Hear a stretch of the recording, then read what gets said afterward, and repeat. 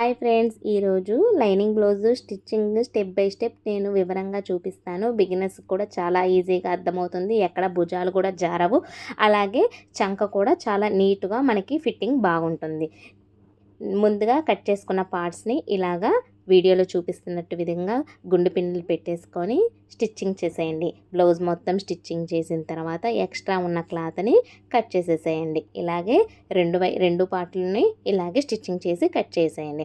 దీని తర్వాత back part తీసుకొని పాదంతో, ఇది వెనక పార్ట్ అనమాట, వెనక పార్ట్ ఇలాగ తీసుకొని టోటల్గా మొత్తం బ్లౌజ్ మొత్తం ఇలాగ నీట్గా స్టిచ్ చేసేసేయండి. మెడపట్టి అప్పుడే కట్ చేయొద్దు, ముందుగా ఓన్లీ బ్లౌజ్ మొత్తం స్టిచ్ చేసి కట్ చేసేసేయండి. ఇప్పుడు లాస్ట్కి మెడపట్టి మనం రౌండ్ తీయాలి.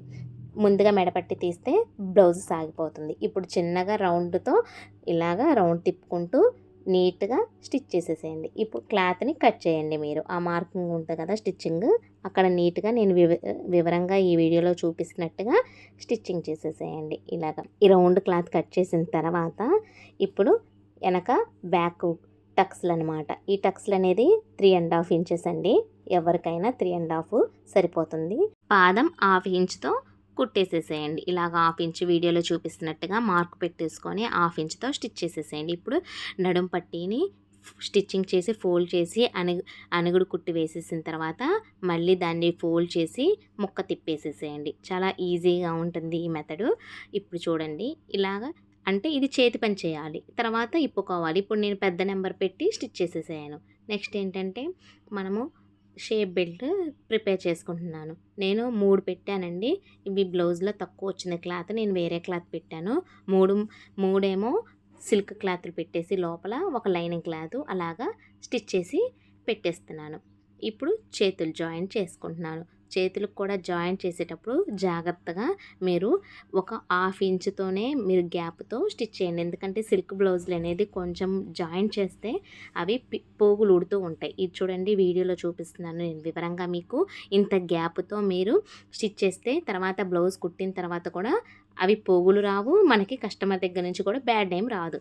ఇలాగా కొంచెం గ్యాప్ ఉంచితేనే కదా మనకి బెటరు.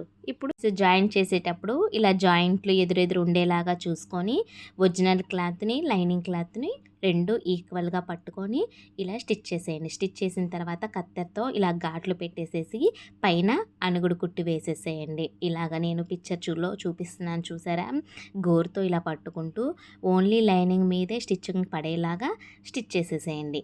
ఇలాగా స్టిచ్ చేసిన తర్వాత ఇప్పుడు లైనింగ్ని ఇలాగా ఫోల్డ్ చేసేసి స్టిచ్ చేసేసేయండి. దానిపైన ఇలా పైన కూడా కుట్టేయాలి. కుట్టేసిన తర్వాత ఎక్స్ట్రా ఉన్న క్లాత్ని మనం కట్ చేయాలి.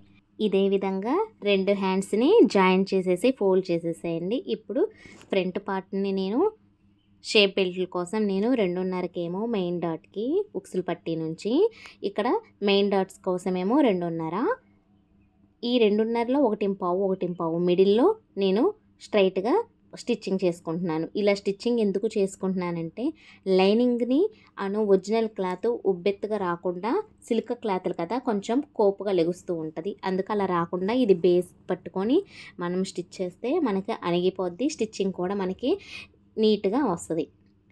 అలాగే ఆ క్రాస్ని పట్టుకుంటూ ఆమ్ హోల్ కల్లి డాట్, అలాగే ఉక్స్ పట్టీలు కల్లి డాట్. ఇప్పుడు మనము షేప్ బెల్ట్ని జాయిన్ చేసేసేయాలి. షేప్ బెల్ట్ జాయిన్ చేసేటప్పుడు ఫ్రంట్ డాట్ మెయిన్ డాట్ ఉంది కదా, అది లోపలికి ఫోల్డ్ చేస్తూ మీరు స్టిచ్చింగ్ చేయండి. మళ్ళీ లేకపోతే మనకి చెస్ట్ దగ్గర పట్టేసినట్టుగా ఉంటుంది, కస్టమర్ అన్ఈజీగా ఫీల్ అవుతారు. ఇలా ఎక్స్ట్రా ఉన్న క్లాత్ని నేను పిక్చర్లో చూపిస్తున్నట్టుగా ఫోల్డింగ్ చేసేసేయండి. చాలా ఈజీగా షేప్ బెల్ట్ జాయిన్ చేసేసుకోవచ్చు. ఇప్పుడు చూడండి పర్ఫెక్ట్గా ఎంత నీట్గా వచ్చిందో. ఇదే విధంగా నేను చెప్పిన ఫాలో అవుతూ మీరు స్టిచ్ చేస్తే పర్ఫెక్ట్గా కుదురుతుంది. ఇదిగోండి, ఇక్కడ కూడా నేను 2.5కి సెంటర్లో డాట్ వేశాను. ఈ ఎక్స్ట్రా కుట్టింది నేను దారంతో తర్వాత చూపిస్తాను ఎలా తీసేయాలో. మెయిన్ డాట్ని ఇప్పుడు చూడండి, దీన్ని పట్టుకొని క్రాస్గా ఆమ్ హోల్ కల్లి సైజ్ డాటు, అలాగే ఉక్సులు కల్లి సైడ్ డాట్, ఈ 3 డాట్లు పర్ఫెక్ట్గా ఉంటేనే బ్లౌజ్ కూడా నీట్గా ఫిట్టింగ్ బాగా వస్తుంది. మీరు బ్లౌజ్ కుట్టేటప్పుడు ఏమైనా డౌట్ వచ్చినా నాకు కామెంట్ రూపంలో కామెంట్ చేస్తే నేను దానికి ఆన్సర్ చెప్తాను. ఓకేనండి. ఇదిగోండి, ఎక్స్ట్రా నేను స్టార్టింగ్ చేసిన దారం కూడా నేను తీసేసాను. ఇప్పుడు దీనికి షేప్ బెల్ట్ జాయిన్ చేసేద్దాము. షేప్ బెల్ట్ జాయిన్ చేసేటప్పుడు లైనింగ్ని అలా కింద పెట్టేసేసుకొని ఓన్లీ లైనింగ్ని పైన పెట్టేసేయండి. అర్థమైందా? ఇప్పుడు నేను ఈ వీడియోలో చెప్తుంది మీకు క్లియర్గా చూపిస్తుంది, అర్థమైంది అనుకుంటున్నాను. అలాగే మెయిన్ డాట్ని ఫోల్డింగ్ తిప్పుకుంటూ షేప్ బెల్ట్ని ఈజీగా జాయిన్ చేసేసేయచ్చు. ఇప్పుడు పైకి పైకి మనకు ఫోల్డ్ చేసుకుంటూ ఇలాగా స్టిచ్ చేసేసేయండి. చాలా ఈజీగా స్టిచ్ చేయొచ్చు. ముడతలు కూడా రావు. మనము స్టార్టింగ్‌లోనే గుండు పిన్నులు పెట్టాం కాబట్టి స్టిచ్చింగ్ అంతా అయింది కాబట్టి మీకు ఎక్కడ బుడగ కూడా రాదు.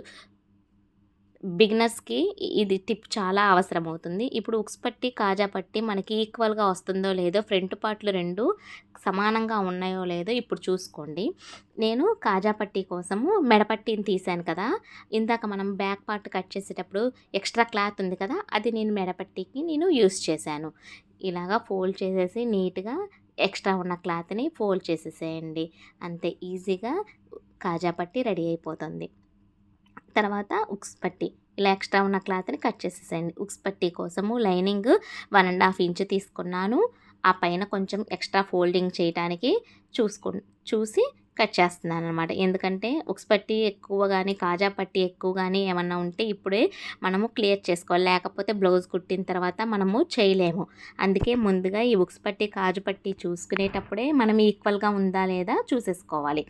ఇలాగే కాజా పట్టీ కుట్టేస్తున్నాను. పైన మెడ దగ్గర ఎక్స్ట్రా ఉన్న క్లాత్ని కట్ చేసేసుకుంటున్నాను అనమాట.